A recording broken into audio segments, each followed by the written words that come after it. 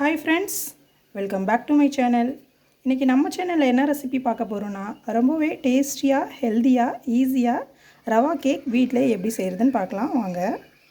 Beginners கூட இந்த cake ரொம்பவே சூப்பராக செஞ்சிடலாம். அதுக்கு 1 கப் அளவுக்கு வறுத்தது வறுக்காதது எந்த ரவைனாலும் சரி, 1 கப் அளவுக்கு ரவை எடுத்திருக்கேன். 3/4 கப் அளவுக்கு சுகர், ஒரு 3 ஏலக்காய் எடுத்திருக்கேன். கொஞ்சம் போல் ஒரு 1/2 டேபிள் ஸ்பூன் அளவுக்கு சமையல் சோடா, ஒரு 2 டேபிள் ஸ்பூன் அளவுக்கு எண்ணெய், கொஞ்சம் பாதாம், கொஞ்சம் பிஸ்தா எடுத்திருக்கேன். அதுக்கு ஒரு 2 முட்டை. நம்ம ஆல்ரெடி எடுத்து வச்சுக்கிற ரவையை மிக்சியில் ட்ரான்ஸ்ஃபர் பண்ணி நல்லா அரைச்சி எடுத்துக்கலாம். நைஸாக அரைச்சி எடுத்துக்கலாம். ரவையை அரைச்சாச்சு ஒரு பவுலில் நம்ம ட்ரான்ஸ்ஃபர் பண்ணிக்கலாம். அதே மிக்சியில் எடுத்து வச்சுருக்கிற சுகரையும் ஆட் பண்ணி நம்ம இதையும் நல்லா அரைச்சி எடுத்துக்கலாம். இது கூடவே நம்ம எடுத்து வச்ச ஏலக்காயையும் நல்லா பவுட்ரு பண்ணி எடுத்துக்கலாம். எடுத்து வச்சு இந்த சுகரையும் நல்லா பவுட்ரு பண்ணியாச்சு. இதையும் இன்னொரு பவுலுக்கு நம்ம ட்ரான்ஸ்ஃபர் பண்ணிக்கலாம்.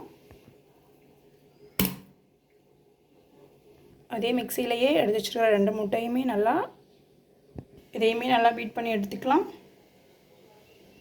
இந்தளவுக்கு ரெடி பண்ணி எடுத்தாச்சு. இதையுமே வச்சிடலாம். ஸ்டார்டிங்லேயே பால் சேர்க்க மாட்டேன், நான் மறந்துட்டேன். இப்போ 1 கப் அளவுக்கு காய்ச்சி ஆற வச்ச பால் நீங்கள் சேர்த்துக்கோங்க. ஒரு பெரிய பவுலில் நம்ம அரைச்சி வச்சுருக்கிற எல்லாத்தையும் 1 by 1 ஆட் பண்ணிக்கலாம். ரவை,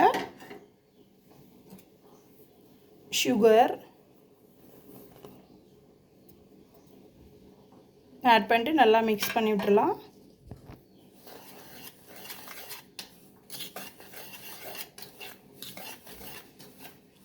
ஒரு பிஞ்ச் அளவுக்கு சால்ட் ஆட் பண்ணிக்கோங்க. சால்ட் ஆட் பண்ணிக்கலாம். எல்லாம் ஒரு சேர மிக்ஸ் பண்ணி விட்டுக்கோங்க. ஒரு சேர கலந்ததுக்கப்புறம் நம்ம அடிச்சு வச்சுருந்த முட்டையும் இதில் ஆட் பண்ணிக்கலாம்.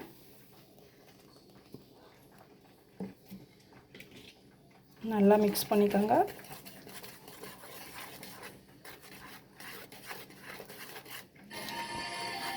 நல்லா மிக்ஸ் பண்ணதுக்கப்புறம் எடுத்து வச்சுருக்கிற 2 டேபிள் ஸ்பூன் ஆயிலை இதில் ஆட் பண்ணி நல்லா மிக்ஸ் பண்ணிக்கலாம்.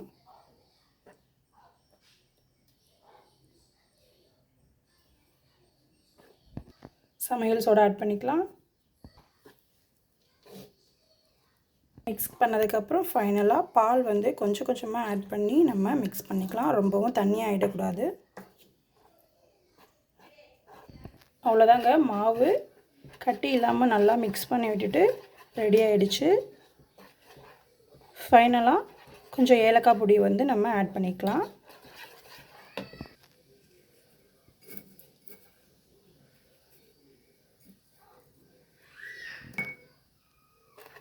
நல்லா மிக்ஸ் பண்ணிடலாம்.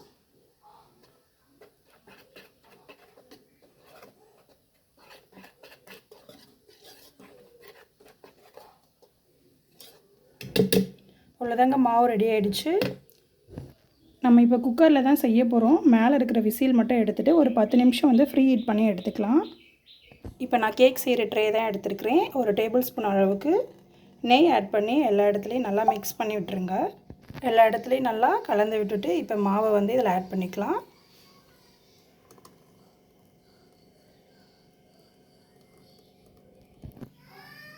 மாவு ட்ரேயில் ஆட் பண்ணியாச்சு. ஆல்ரெடி எடுத்து வச்சுருந்த நட்ஸ் கொஞ்சம் போல் மேலே நம்ம தூவிடலாம்.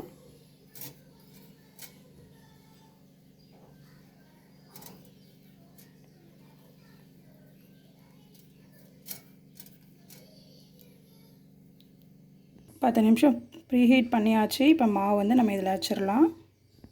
அவ்வளோதாங்க, க்ளோஸ் பண்ணியாச்சு. ஒரு 1/2 அன் ஹவருக்கு அப்புறம் பார்க்கலாம். அவ்வளோதாங்க, 1/2 அன் ஹவருக்கு அப்புறம் ரொம்பவே சூப்பராக கேக் ரெடி ஆகிடுச்சு. கேக் ரொம்ப குக் ஆகிடுச்சான்னு பார்க்குறதுக்கு ஒரு ஸ்டிக் இல்லைன்னா இந்த மாதிரி ஒரு கம்பி வச்சு லைட்டாக அப்படி குத்தி பார்த்திங்கன்னா தெரியும், அதில் ஒட்டாமல் வரும்.